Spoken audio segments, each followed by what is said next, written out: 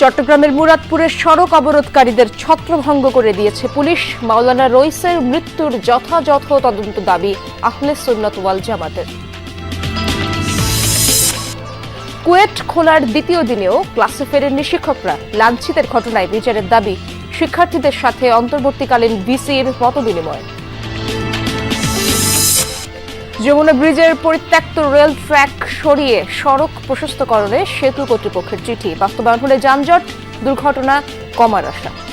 ট্রাফিকের সাথে আপনার লেনের প্রশস্ততার একটা ওতপ্রোত সম্পর্ক জড়িত। এই ৬.৩ মিটার আসলে বর্তমান সময়ের জন্য কখনোই উপযুক্ত না।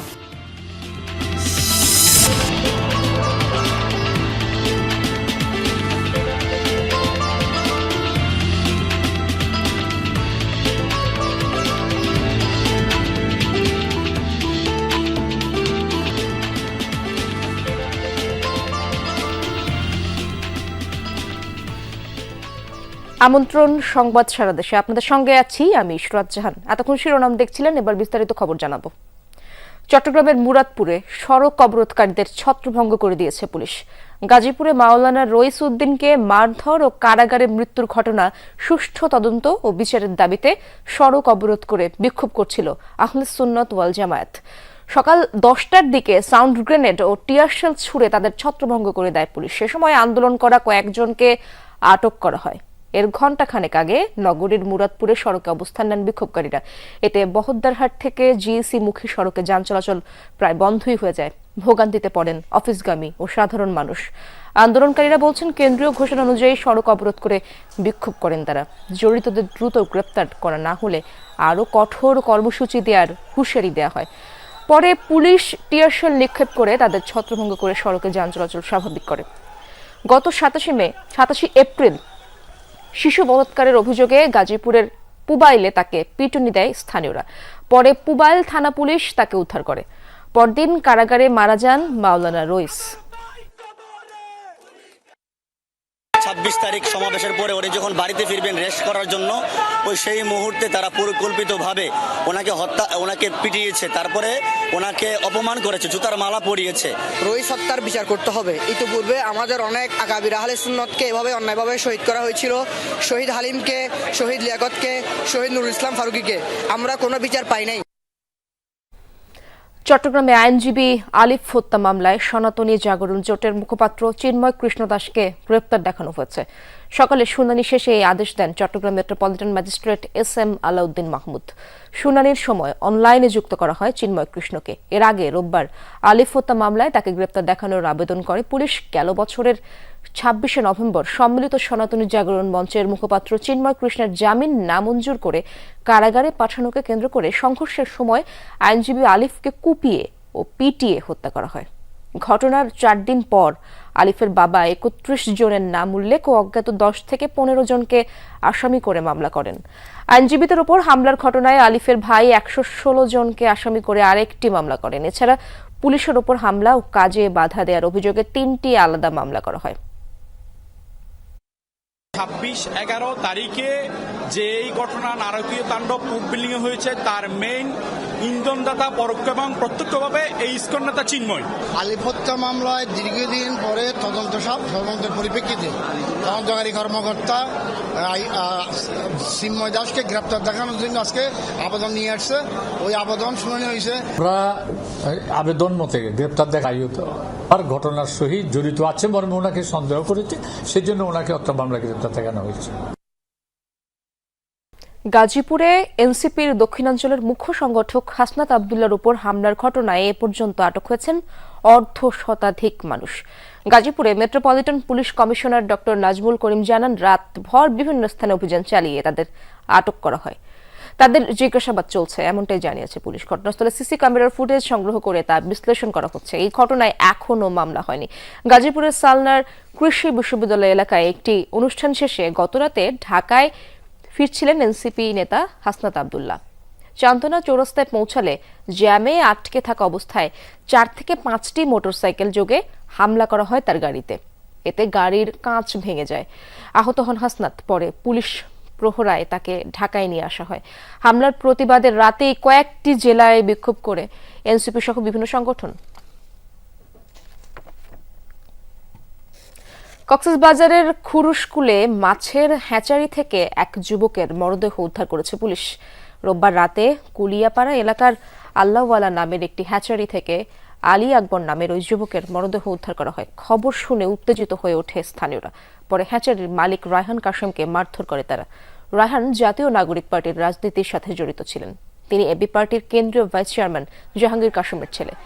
রায়হান বলেন, কুলিয়াপাড়ার আলী আকবর কয়েকজন সহ তার হ্যাচারিতে মাছ চুরি করতে যায়। তাকে হাতে নাতে ধরে ফেললে নৈশ প্রহরীকে দেশীয় অস্ত্র দিয়ে আঘাত করে।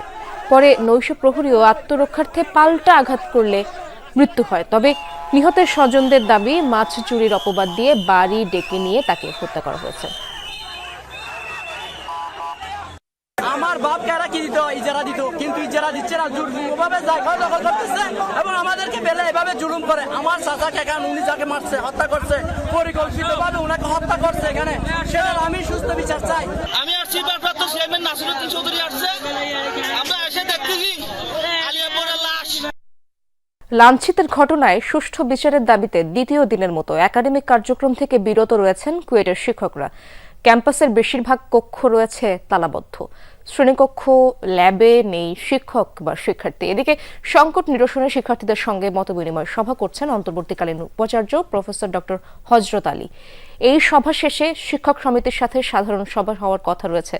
এর আগে ছাত্র রাজনীতি নিষিদ্ধ করার দাবি নিয়ে দ্বন্দ্বের জেরে 18 ফেব্রুয়ারি কুয়েটে সংঘর্ষ হয়। এই ঘটনার জেরে 25 ফেব্রুয়ারি সিন্ডিকেট সভায় অনির্দিষ্টকালের জন্য একাডেমিক কার্যক্রম ও হল বন্ধ ঘোষণা করা হয়।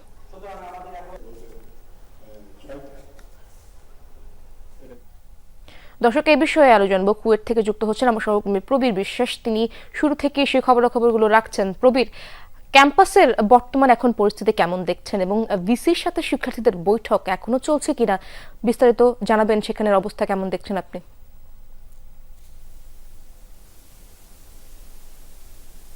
ইশরাত, যে অডিটোরিয়ামটি রয়েছে সেই অডিটোরিয়ামে নতুন নিযুক্ত অন্তর্বর্তীকালীন উপাচার্য প্রফেসর ডক্টর হযরত আলী তিনি সমস্ত শিক্ষার্থীদের সঙ্গে বসেছেন এবং তার সঙ্গে রেজিস্ট্রার প্রকৌশলী মোহাম্মদ আনিসুর রহমান ভূঁইয়া, একই সঙ্গে ছাত্র কল্যাণ পরিচালক আক্তার হোসেন তিনিও কিন্তু এইখানে রয়েছে। এবং ইতিমধ্যে যে সমস্ত আলোচনা হয়েছে সেটি হচ্ছে কুয়েটের শিক্ষা কার্যক্রম কিভাবে আরও গতিশীল করা যায়, সেই ক্ষেত্রে শিক্ষার্থীরা কিভাবে সংবেদনশীল হবে, শিক্ষকরা কিভাবে দায়িত্ব পালন করবেন, একে অপরের সম্পূরক এবং পরিপূরক দুটো হয়ে কিভাবে এইখানে শিক্ষা কার্যক্রমটাকে আরও বেশি ভালো করা যায় সেসব বিষয় নিয়ে সেখানে আলোচনা হচ্ছে। অপরদিকে আমরা যেখানে দাঁড়িয়ে আছি সেটি হচ্ছে কুয়েটের সভাকক্ষের সামনে। আমাদের পিছনে যে সভাকক্ষটি রয়েছে সেই সভাকক্ষে শিক্ষকদের অর্থাৎ শিক্ষক সমিতির সভা চলছে, শিক্ষক সমিতির সাধারণ সভা। এই সভা শেষে হয়তো আমরা বলতে পারবো শিক্ষকরা আগামীকাল থেকে ক্লাসে ফিরবে কিনা, কারণ আজকে পর্যন্ত তাদের যে দাবি ছিল যে জড়িতদের সাজা নিশ্চিত না হওয়া পর্যন্ত তারা কোনো ক্লাসরুমে ঢুকবে না, সেটি এখনো বহাল রয়েছে। হয়তো সবার পরে নতুন কোনো সিদ্ধান্ত আসতে পারে। ধন্যবাদ আপনাকে প্রবীর। রেল সেতু চালুর পর পরিত্যক্ত যমুনা সেতুর রেলওয়ে ট্র্যাক, তাই সেটি অপসারণ চেয়ে সংশ্লিষ্ট বিভাগে চিঠি পাঠিয়েছে সিরাজগঞ্জ জেলা প্রশাসন ও যমুনা সেতু কর্তৃপক্ষ। প্রস্তাব দেওয়া হয়েছে 2টি লেন সড়ক প্রশস্তের। এতে যানজট ও দুর্ঘটনা কমবে বলে আশা প্রশাসনের। প্রমত্তা যমুনা, পাশাপাশি দাঁড়িয়ে বৃহৎ 2 সেতু, একটি সড়ক আর একটি রেল। গেল 18 মার্চ থেকে রেল সেতুতে আনুষ্ঠানিকভাবে চলছে ট্রেন। তার আগে চলাচল ছিল যমুনা সেতুর রেলওয়ে ট্র্যাকে। এখন সেখানে ট্রেন চলাচল নেই। পরিত্যক্ত ট্র্যাক ধরেছে মরিচাও। গেল 16 মার্চ রেলওয়ে ট্র্যাকটি অপসারণ চেয়ে সেতু বিভাগে চিঠি দিয়েছেন সিরাজগঞ্জ জেলা প্রশাসক ও যমুনা সেতু কর্তৃপক্ষ। সেই সাথে 2টি লেন সড়ক প্রশস্তেরও প্রস্তাব দেয়া হয়েছে চিঠিতে। পুরাতন যে যমুনা সেতুতে রেল সেতুর ট্র্যাকটি এখন আর ব্যবহৃত হয় না, সেখানে একটি লেন বৃদ্ধি করা হয়। এবং আমি সেতু বিভাগের সচিব মহোদয়ের সাথেও কথা বলেছি। তিনি বলছেন যে এটা ফিজিবিলিটি স্টাডি করে যথাযথ সময়ে ব্যবস্থা গ্রহণ করবে। সংশ্লিষ্টরা বলছেন, নিয়ম অনুযায়ী একটি সেতুর লেন সড়কের মাপ সর্বনিম্ন 7.3 মিটার হতে হয়। সেখানে যমুনা সেতুতে আছে 6.3 মিটার করে। এতে মাঝে মধ্যেই ঘটে দুর্ঘটনা, দেখা দেয় যানজট। ঈদ যাত্রাতেও থাকে ভোগান্তি। পরিত্যক্ত রেলওয়ে ট্র্যাকটি 3.5 মিটার। সেটি অপসারণ হলে সড়ক প্রশস্ত হবে, কমবে যানজট ও দুর্ঘটনা। দুই দিকের যে লেনের প্রশস্ততা এটা আসলে অপ্রতুল এই ট্রাফিকের জন্য। মানে ট্রাফিকের সাথে আপনার লেনের প্রশস্ততার একটা ওতপ্রোত সম্পর্ক জড়িত। তো এই 6.3 মিটার আসলে বর্তমান সময়ের জন্য কখনোই উপযুক্ত না। সেতু বিভাগের সাথে একমত পরিবহন চালকরাও। তাদেরও আশা, সড়ক প্রশস্ত হলে নির্বিঘ্ন হবে চলাচল।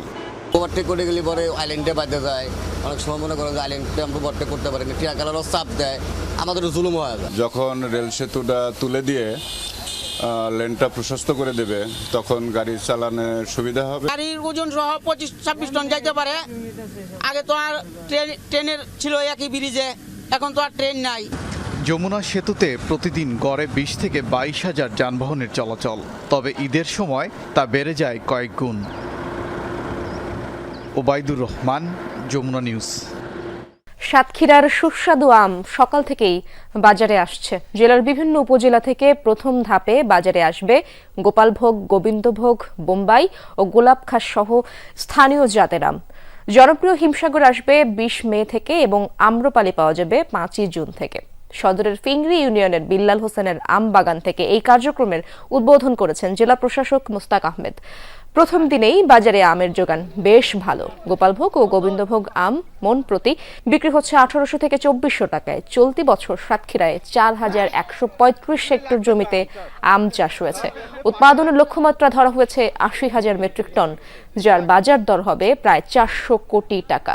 আম সংগ্রহের জন্য পাইকারদের আনাগোনাও বেড়েছে। ঢাকা চট্টগ্রাম মহাসড়কের কুমিল্লা অংশে ফুল আর সবুজের সমারোহ। সড়কে যান চলাচলের সুবিধার্থে রোপণ করা গাছে ছেয়ে গেছে ফুলে। রঙিন ফুলের মোহনীয় সৌন্দর্য চোখ আটকে যাবে যে কারো। আছে বহু ফলের গাছও। সড়ক বিভাগ বলছে পর্যায়ক্রমে গাছের সংখ্যা বাড়ানো হবে।